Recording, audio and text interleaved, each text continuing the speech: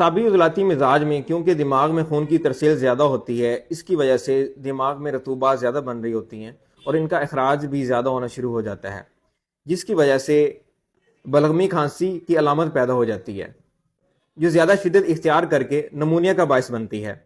Pneumonia کی صورت میں موت کا خطرہ ہوتا ہے، اس لیے اس بلغمی کھانسی کا علاج جتنا جلدی ہو سکے اتنا بہتر ہے۔ اس کے علاج کے لیے سب سے پہلے ٹھنڈ سے بچاؤ کریں، گرم پانی سے نہائیں اور ناشتے میں 2 انڈے فرائی، بھنے ہوئے چنے، مربع ہریڑ کا استعمال کر سکتے ہیں۔ اس کے علاوہ دوپہر کے وقت کوئی بھی گوشت، اچار، بیسن کے پکوڑے، مسر کی دال، بیسن کی روٹی کے ساتھ کھلائیں۔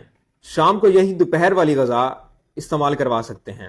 اس کے ہربل علاج میں خشک گرم مزاج والی دوائیاں ہی استعمال کروائی جا سکتی ہیں، جو کہ کشتہ بارہسنگا، کشتہ کچلا، ہنگ، اکرکرا، لونگ، دار چینی، جائفل، جلوتری، یہ دوائیں استعمال کرائی جا سکتی ہیں۔ مزید معلومات کے لیے ہمارے واٹس ایپ نمبر پہ ابھی رابطہ کریں۔